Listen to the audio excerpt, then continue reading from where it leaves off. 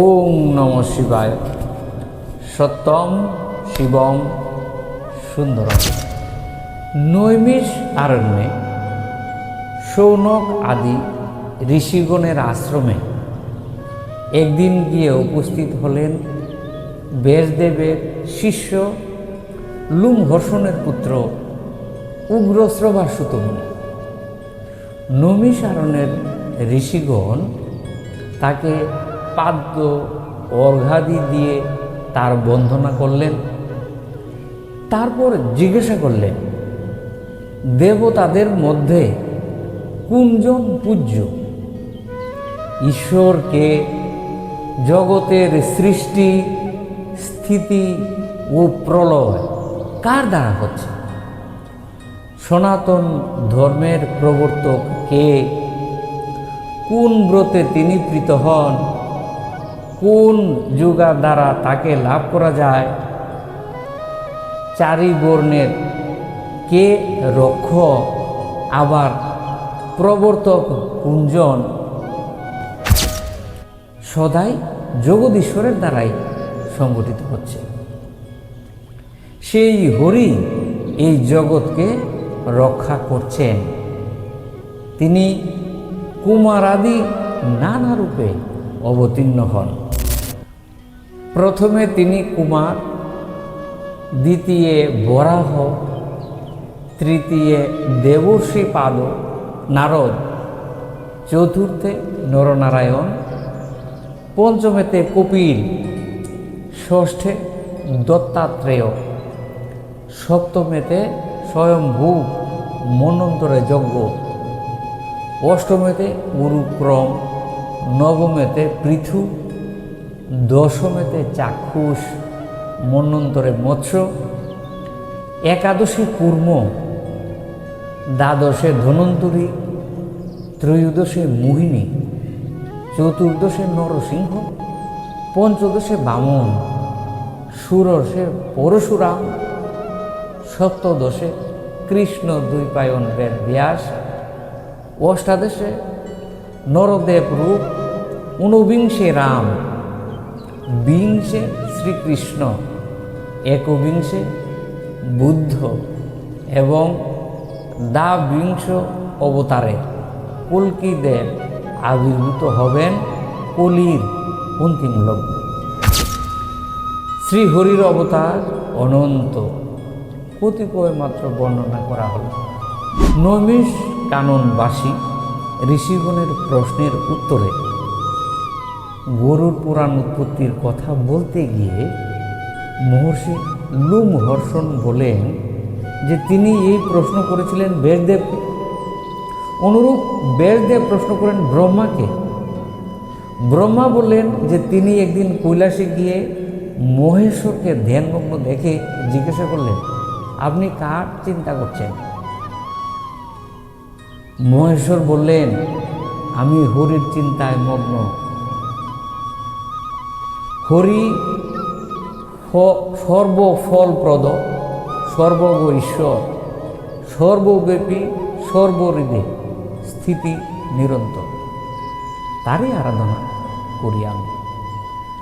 তাই আমার অঙ্গে ভস্মলেপন, শিরে জটাজাল, যার থেকে সকল কিছু সৃষ্টি, এই জগতে যার আদি নাই, আমি তারই চিন্তা করি সকল সময়। তাহলে গরুর পুরাণের কিভাবে উৎপত্তি হলো এটা আমরা এখন জানব। তো ব্রহ্মা, শিব এবং অন্যান্য দেবতাগণ শ্বেতদ্বীপে গিয়ে শ্রী বিষ্ণুর স্তুতি করলেন। এখানে বলে রাখা প্রয়োজন, পুরাণে বর্ণিত শ্বেতদ্বীপ পৃথিবীর কোনো সাধারণ ভৌগোলিক দ্বীপ নয়। এটা এক দিব্য আধ্যাত্মিক লোক হিসাবে বর্ণিত হয়েছে। গরুড় পুরাণ অনুযায়ী শ্বেতদ্বীপ ক্ষীর সাগরের মানে দুধ সমুদ্রের মধ্যে অবস্থিত। এটি শ্বেতদ্বীপ নামে পরিচিত এক পবিত্র দিব্যধাম, যেখানে পরমেশ্বর শ্রী বিষ্ণু তার শুদ্ধ চিরমুক্তরূপে অধিষ্ঠিত। এই স্থান জন্ম মৃত্যুর বন্ধনের ঊর্ধ্বে এবং কেবল পরম ভক্ত, যোগী বা মুক্ত আত্মারই সেখানে গমন করতে পারেন বলে পুরাণে উল্লেখ রয়েছে। তো শ্বেতদ্বীপের অবস্থান সম্পর্কে বিভিন্ন ব্যাখ্যা পুরাণে ব্যাখ্যা আছে। এটা ক্ষীর সমুদ্রের মধ্যে অবস্থিত বিষ্ণুর দিব্যলোক। আবার বৈষ্ণব দর্শনে অনেক আচার্যের মতে শ্বেতদ্বীপ হল বৈকুণ্ঠের এক প্রকাশ। প্রতীকী ব্যাখ্যা কিছু দার্শনিকের মতে শ্বেতদ্বীপ মানুষের অন্তরে নির্মল চেতনা বা ব্রহ্মজ্ঞানের প্রতীক। অতএব গরুড় পুরাণে শ্বেতদ্বীপকে ভারতবর্ষ, তিব্বত, ইউরোপ বা পৃথিবীর কোনো নির্দিষ্ট স্থানের সঙ্গে সরাসরি অভিন্ন বলা হয়নি। এটা মূলত এক অতি ইন্দ্রিয়, দিব্য, আধ্যাত্মিক লোক হিসাবে বর্ণিত। শ্বেতদ্বীপে বিষ্ণু জাগ্রত হলে শিব সবিনয়ে প্রশ্ন করলেন, কোনজন দেবাতি দিগেরও দেবতা, কোন দেবতার ধ্যান করা উচিত, সেই ঈশ্বরের রূপ কেমন, কার দ্বারা সৃষ্টি এই বিশ্ব সংসার? উত্তরে শ্রীহরি বললেন, এখানে বলে রাখার প্রয়োজন, পুরাণসমূহে হরি নামটা প্রধানত বিষ্ণু বা নারায়ণের একটা প্রসিদ্ধ নাম। সংস্কৃত রি মানে হরণ করা, এই ধাতু থেকে হরি শব্দের উৎপত্তি। এর অর্থ যিনি পাপ, দুঃখ, অজ্ঞান, ভয় ও সংসার বন্ধন হরণ করেন। পুরাণে হরির কয়েকটা প্রধান পরিচয় আছে। তিনি সৃষ্টির পালনকর্তা, তিনি বিশ্ব ব্রহ্মাণ্ডের পরম আশ্রয়, ধর্ম রক্ষার জন্য বিভিন্ন অবতার গ্রহণ করেন, যেমন রাম, কৃষ্ণ, নৃসিংহ, বামন, কূর্ম প্রভৃতি। ভক্তদের মুক্তিদাতা ও রক্ষাকর্তা হিসাবে তাকে বর্ণনা করা হয়েছে।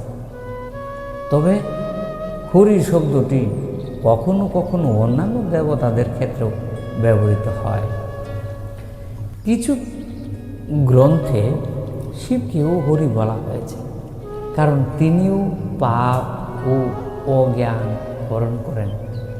কিন্তু পুরাণে অধিকাংশ প্রসঙ্গে হরি বলতে বিষ্ণু বা নারায়ণকে বোঝানো হয়। বৈষ্ণব শাস্ত্রে একটা বিখ্যাত উক্তি আছে, হরি রেব জগৎ সর্বম, অর্থাৎ হরি সমগ্র জগতের মূল ও আশ্রয়। সুতরাং পুরাণ অনুসারে হরি হলেন ভগবান বিষ্ণু বা নারায়ণ, যিনি জগতের পালনকর্তা এবং জীবের দুঃখ ও পাপ হরণকারী পরমেশ্বর। তো এতক্ষণ আমরা জানলাম হরিকে। এখন হরি কি বললেন আমরা জেনে নেব। উত্তরে হরি বললেন, সকল দেবের আমিই দেবতা, আমি ঈশ্বর, ভক্তিতে আমারই আরাধনা করলে পরম গতি দান করি। আমার দ্বারাই এ বিশ্ব সৃষ্টি, আমি সকলকে ভক্তি মুক্তি দান করি। কশ্যপের ঔরসের দিন তার গর্ভে পুত্র গরুর পূর্বে আমার উদ্দেশ্যে বহু তপস্যা করল। আমি তুষ্ট হয়ে বর দিতে চাইলাম। তখন গরুর বলল, নাগদের ছলে আমার জননী দাসীপদে বড়ই দুঃখিনী, অমৃতের বিনিময়ে দাসিত্ব বুঝবে তার। আমাকেও বর দিন, যেন আমি দেবতাগণকে পরাজিত করে অমৃত আনতে পারি। আপনার বাহন হইতে অভিলাষ, আর নাগ সকলকে করিব বিনাশ। ইহাই সর্বত্র আমি এই আকাঙ্ক্ষা পরিবারে পারিব পুরাণ প্রণয়ন। পক্ষীরাজ গরুরের প্রার্থনায় আমি সেই বড়ি দিলাম, স্বর্গ হতে অমৃত আনবে, মাতার দাসিত্ব মোচন হবে, পুরাণ সংহিতা প্রণয়ন করবে, তাতে আমার মাহাত্ম্য কথা বর্ণন করবে। উগ্রশ্রবসুত বললেন, এইরূপে বিনতানন্দন গরুর কৃতকৃত্য হলেন, হৃদয়ে হরির ধ্যান করে পুরাণ রচনা করলেন। তো প্রথমে গরুর পিতা কাশ্যপকে শোনালেন। কৈশব সেই বিধান বলে এক দগ্ধ বৃক্ষকে সঞ্জীবিত করলেন। সেই পুরাণ কথা বিষ্ণুর কাছে শুনলেন শিব ও ব্রহ্মা। ব্রহ্মার কাছে শুনলেন ব্যাসদেব। তারপর আমি শুনলাম সেই ব্যাসদেবের কাছে।